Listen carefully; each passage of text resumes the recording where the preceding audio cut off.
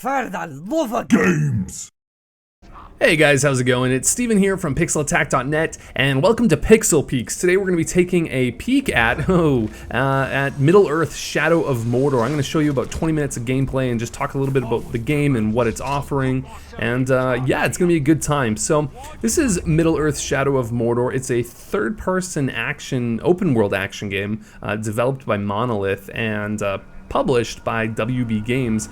In this game, basically set in the Lord of the Rings universe, even though it doesn't officially have the Lord of the Rings name. You play this guy here, which is Talion. I'm not going to get too into the story, if only because the first 15 minutes of it were surprisingly emotional, and I don't want to spoil that for you, but the gist of it is that Talion has been possessed by this guy. This is Celebrimbor, the elvish smith from the Second Age. Not that I have any idea who he is, but if you're really familiar with the Lord of the Rings, you might recognize him.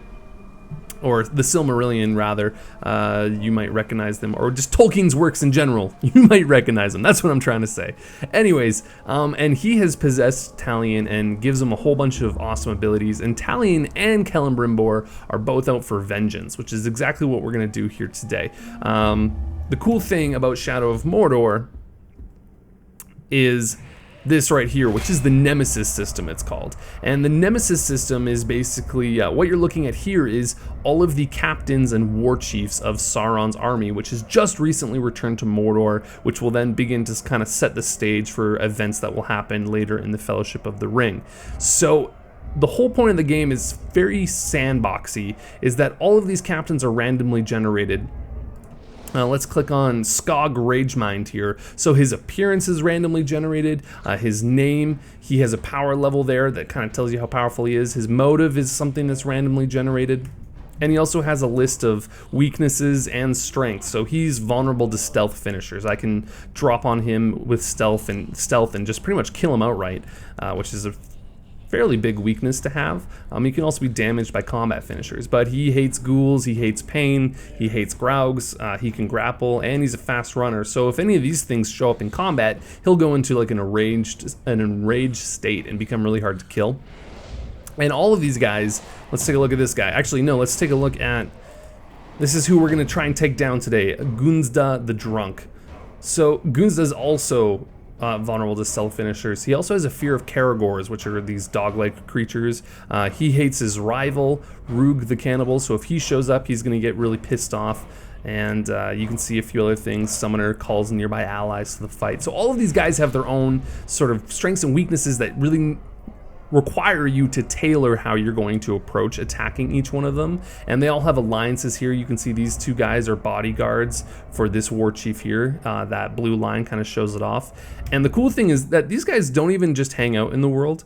They're not like static objects. They move around the map. They undergo their own missions, which you can see here with these little red icons. If I die or pass time in any other way, these missions will resolve automatically and those characters will all get stronger. So it's really interesting and dynamic. You really kind of have to manage your time in this game and focus on specific enemies.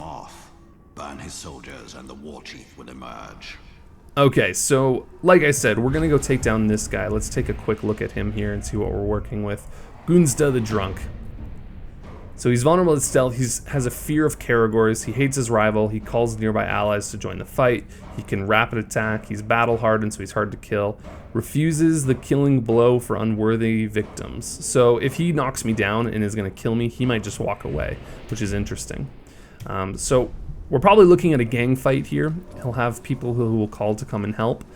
And we're also probably going to try and maybe scare him with Caragors, which will weaken him significantly.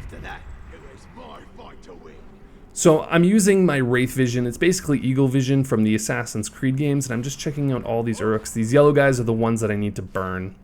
And we see over here Ukram, who I don't have any intel on right now. He is a captain that just so happens to be in the area, so I'm gonna have to keep an eye out for Ukram and make sure nothing bad happens there, or he doesn't get the jump on me, which could be quite bad.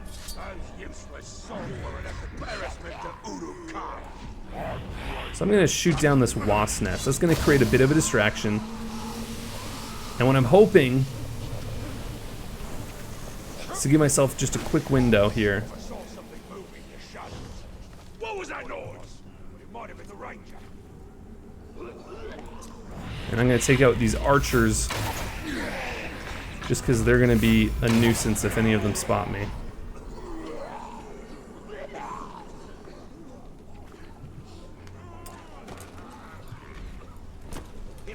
So you move around very easily like you do in Assassin's Creed. You might remember famously Ubisoft, a developer from Ubisoft, when this game was first being showed off, he sort of tweeted about like, oh, I didn't realize they had access to our assets, and it was kind of like this, oh my goodness, what's going on here moment because of how similar the animation of the two games looked.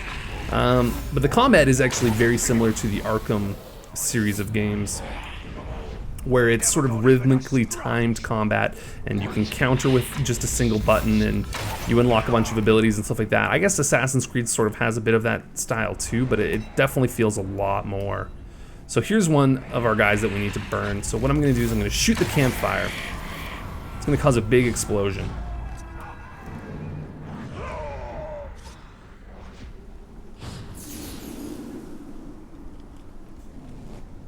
I'm gonna shoot this, which is gonna cause another big explosion. And I'm gonna run back over here. Okay, so it turns out that this captain that was below us hates burns. Now he's pissed off. So that was something I should have accounted for, which I didn't. I'm gonna try and avoid him regardless.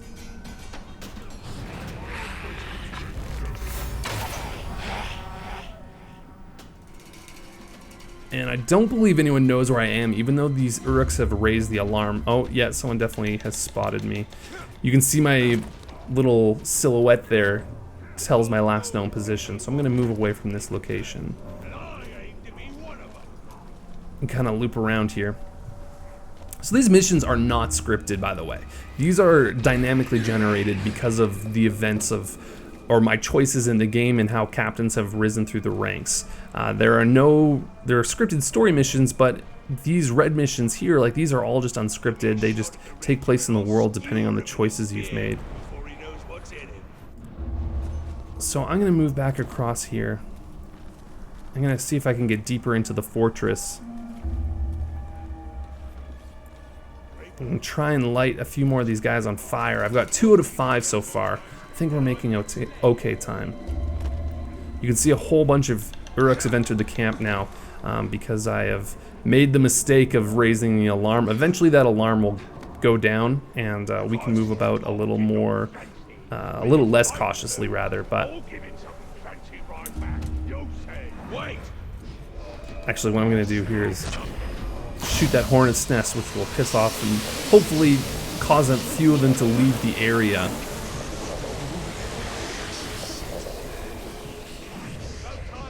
Okay, so we see one of them is over by a campfire, which I'm gonna try and shoot from here.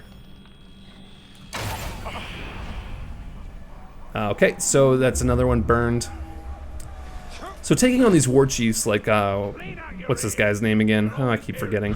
So taking on war chiefs, like Gunzda, usually requires you to fulfill some sort of objective. So in this case, I'm burning guys. Fighting captains doesn't have the same objectives, but war chiefs are obviously a lot more special. They are basically like the cream of the crop.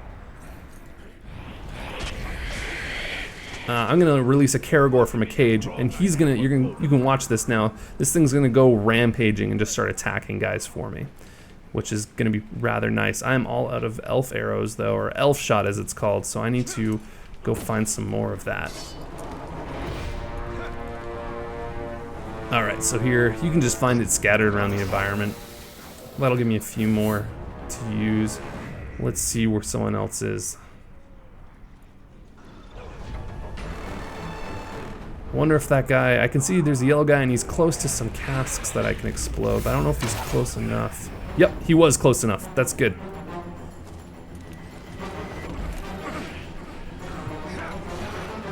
All right, there's another Karagor, which I'm gonna save because Gunzda is scared of Karagors. I'm gonna try and use one to frighten him, which will weaken him enough that I can kill him quickly and efficiently without much of a fight. As you can probably imagine, seeing how many Uruks are just in this area, it's not a good idea to pick fights that you can't win.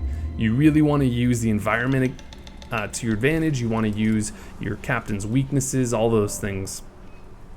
So we're gonna go around here. All right, so this guy, oops. There we go. So Gunsta the drunk has now arrived.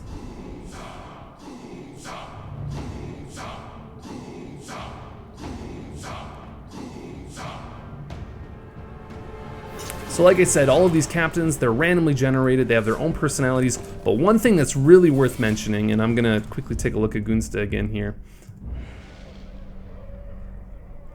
is that captains also, all the captains in this game have memories. So things that you do to them, your interactions that you have with them, they will carry with them going forward if they survive the encounter. So I have not met Gunsta in battle before, I do not believe, but that might change. You also notice he doesn't have any bodyguards, which is really nice because we only have to worry about taking him down. But these guys with little red arrows above their heads, both of those guys have killed me before. If I see them again, they are going to talk about how they killed me before. It's amazing how much sort of dialogue is in this game in terms of, you know, discussing events that have already happened before. It's really amazing. If you've burned characters before, they will remember the burn. Okay, so remember I said this dude was scared of Caragors? Let's unleash a Caragor on him.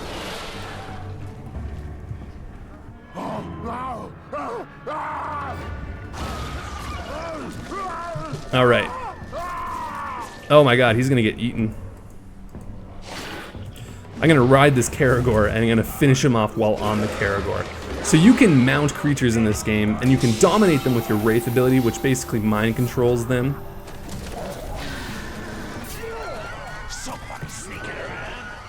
And I'm gonna jump off this thing. I'm gonna finish this guy with a stealth kill. Oh no. Okay, my Caragor is gonna distract them.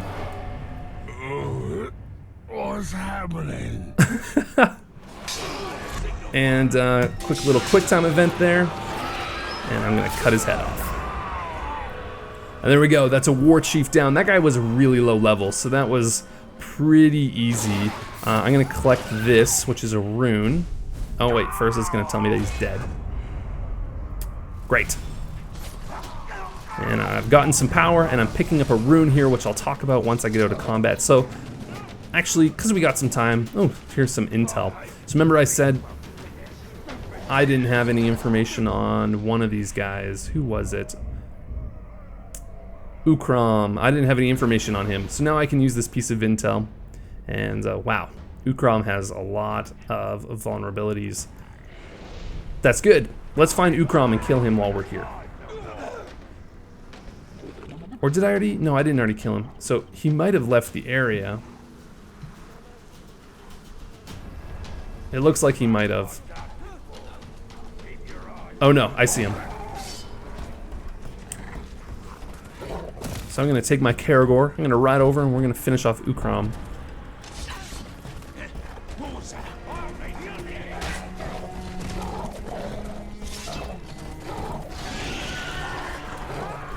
Caragors are great, they can scale. And if I get off of him in these areas... Oh, he hates Caragors, okay. Well, that's okay.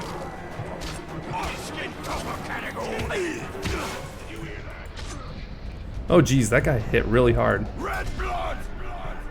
I want to see the red run. So all of these guys sort of have these intros. Oh geez, he already downed me. So there's a quick time event that I can use to survive. Oh my gosh, okay, was not expecting that to happen. That'll probably send most of these orcs fleeing. Things are kind of dicey here, but I think I can manage, so I'm just gonna fight off these guys. So the game has hit combos. Basically you are want to keep going as much as you can without getting hit, and then you get special moves that you can unlock, like you just saw one of my executions. So once my sword starts glowing, I can execute just like that, which is pretty much just a sweet kill. Oh geez, these guys with double axes here are berserkers.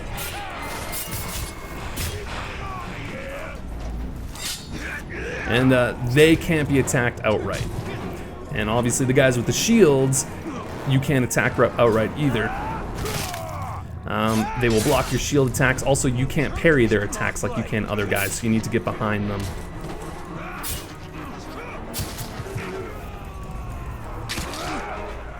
Oh geez, I got hit by accident. Oh geez, okay. You can see how combat gets really overwhelming very quickly if you aren't careful. Jeez, okay. You know what, actually I'm just gonna get out of here. To be perfectly honest, there's no reason to stick around. I'm leaving a rune behind, but I will go back for it later. That won't go away. And I'll talk about runes as soon as I'm out of trouble.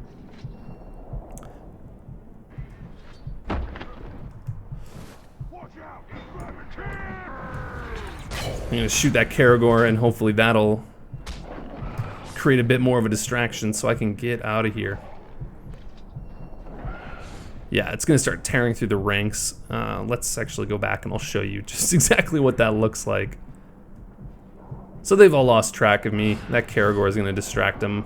Let me make my getaway.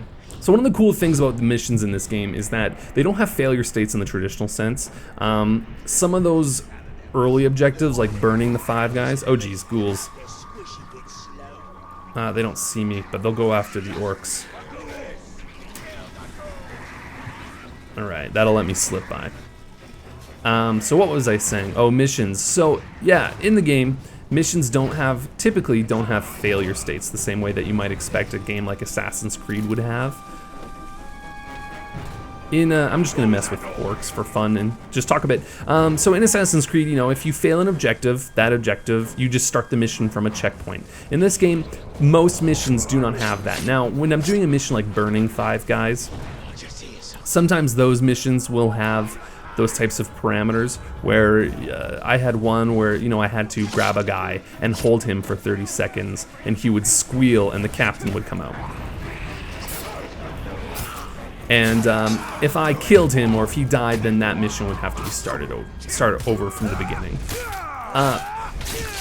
But most missions, if you fail them or if somehow the mission completes and the objective isn't exactly what you wanted, it's not like the mission's just over and you have to start from a checkpoint. It's just the mission keeps going. So you saw, like, when I killed that war chief, I didn't get some sort of, you know, screen. It didn't boot me out somewhere. I just kept playing as soon as he was dead, and I could have continued in that area to complete other objectives simultaneously. Oh, that guy was just throwing an axe at me.